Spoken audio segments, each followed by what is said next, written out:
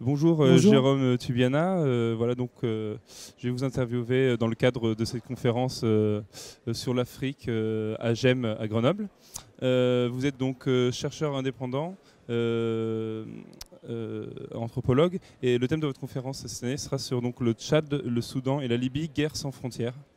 Alors tout d'abord, je voulais vous demander quels sont les éléments qui permettent de comparer la situation de ces trois pays.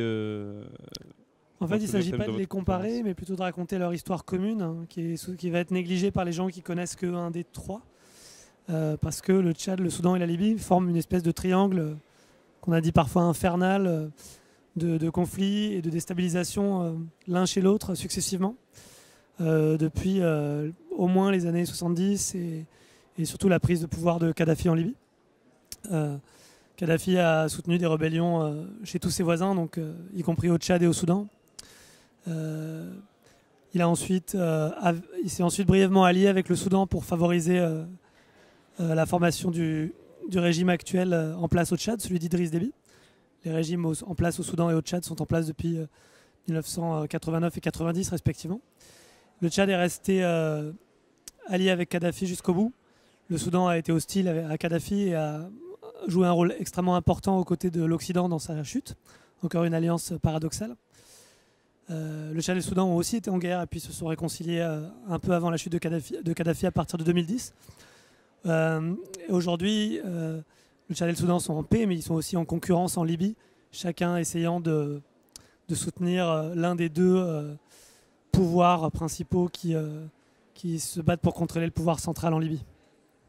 Et on a vu donc il y a eu beaucoup d'instabilité au Soudan ces dernières années, et donc là maintenant c'est la Libye qui est vraiment en proie à de fortes instabilités. Est-ce que on peut établir des liens entre les situations qu'il peut y avoir dans ces différents pays? Tout à fait. Le Soudan, l'instabilité au Soudan n'a pas cessé. On ne parle pas forcément d'instabilité. Le Soudan n'est pas considéré comme un État failli. C'est un régime surtout qui bénéficie de l'instabilité et c'est un régime qui consacre 75% de son budget à la guerre et qui donc a besoin de la guerre pour justifier le maintien au pouvoir d'une junte militaire. Donc la stabilité au Soudan, c'est la guerre, surtout dans les périphéries, pas au centre.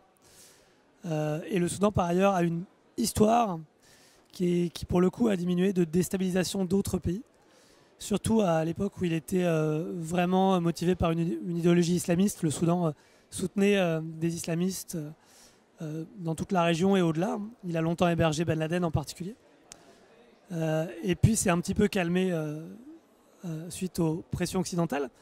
Mais on voit en Libye justement que le Soudan continue à intervenir un peu plus discrètement, un peu moins fortement qu'avant, mais à soutenir certaines factions plutôt que d'autres, à soutenir les islamistes, en particulier les frères musulmans libyens dont il est historiquement, dont le régime soudanais est historiquement proche.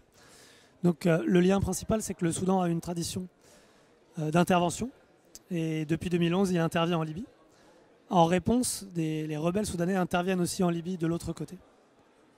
Donc les liens sont là. De fait, le Soudan est aujourd'hui un cadre d'intervention pour plusieurs pays lointains, dont la France, mais aussi voisins, dont le Soudan et le Tchad. Donc l'intervention occidentale en Libye qui a déstabilisé la région, ça a bénéficié d'une certaine manière, on peut dire, à l'influence soudanaise dans la région, enfin à leur stratégie? Tout à fait. Le Soudan est le principal bénéficiaire probablement mondial de l'intervention en Libye. Le régime soudanais a toujours eu extrêmement peur de Kadhafi, le considérant comme un fou qui ne cesserait pas de déstabiliser le régime soudanais. Et de fait, il l'a fait. Le Soudan s'est tout de suite réjoui de l'affaiblissement de Kadhafi, a immédiatement soutenu la révolution contre Kadhafi. De fait, sans le savoir et sans que les Occidentaux le clament, le Soudan a été membre de la coalition de l'OTAN pour renverser Kadhafi. Le Qatar a été le lien entre la France, dont il est proche, et le Soudan, dont il est encore plus proche. Le Qatar a aussi utilisé le Soudan comme intermédiaire pour intervenir en Libye, aux côtés de la révolution. Aujourd'hui, on ne soutient pas forcément les mêmes factions en Libye. Le Qatar et le Soudan ne soutiennent pas forcément les mêmes factions que l'Occident et d'autres alliés de l'Occident. Mais il y a eu cette alliance paradoxale, tout à fait paradoxale en 2011, et le Soudan en a énormément bénéficié. Ça lui a enlevé son voisin le plus gênant. Ça a aussi déstabilisé beaucoup la rébellion du Darfour qui était soutenue par la Libye. Et donc le Soudan en a là aussi bénéficié, s'en est beaucoup réjoui. Et enfin, le Soudan, à terme, cherche visiblement à installer un régime allié et ami en Libye. Très bien. Justement, on va revenir un peu sur ce qui a pu se passer en Libye. Il y a quand même beaucoup de voix qui s'élèvent aujourd'hui pour dire que l'intervention occidentale a été un peu précipitée et qu'on n'avait pas suffisamment anticipé ce qui pourrait se passer après l'intervention de l'OTAN en Libye.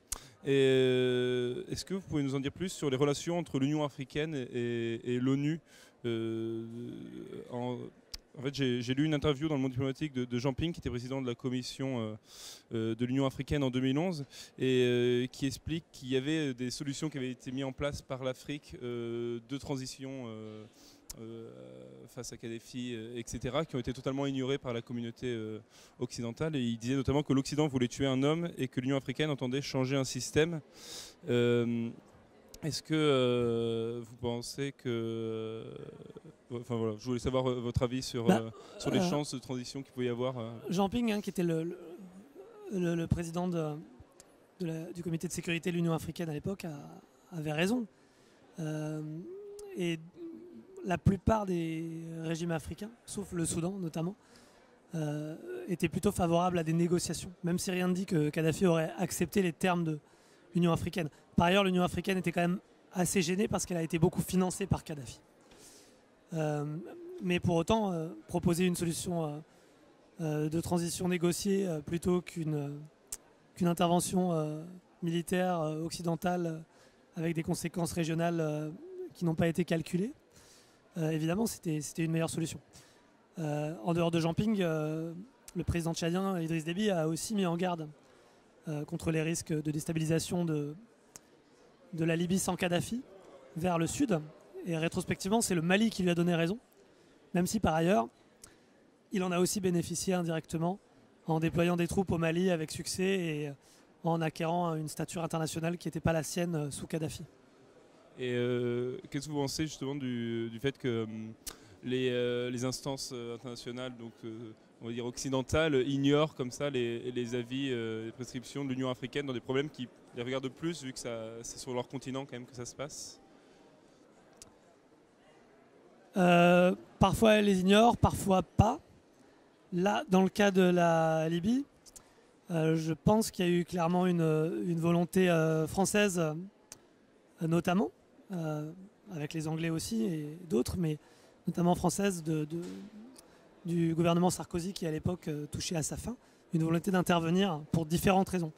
Une raison qui me semble pas forcément valable, mais qui me semble pouvoir expliquer les choses, c'est que la France de Sarkozy avait complètement manqué le printemps arabe en Égypte et en Tunisie, en restant jusqu'au dernier moment accroché à la stabilité des régimes Moubarak et Ben Ali et en donnant plutôt l'impression de les soutenir jusqu'au bout, rétrospectivement.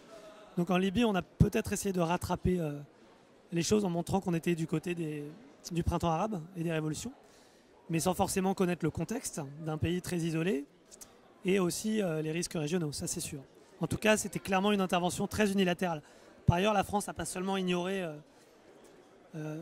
la voie africaine dans cette affaire. Elle a aussi violé l'embargo des Nations Unies en fournissant des armes aux rebelles quelques jours après qu'il ait été voté, y compris par la France. Donc globalement, dans ce type d'intervention unilatérale, que ce soit en Libye ou auparavant en Irak, on a quand même, disons, un respect des institutions internationales de la part de grandes puissances comme les États-Unis ou la France, qui a à géométrie très variable. Par ailleurs, je remarque quand même que c'est pas toujours facile de savoir quand prendre la décision d'intervenir ou pas. En Libye, elle a certainement été prise trop vite. En Syrie, finalement, personne n'est jamais réellement intervenu.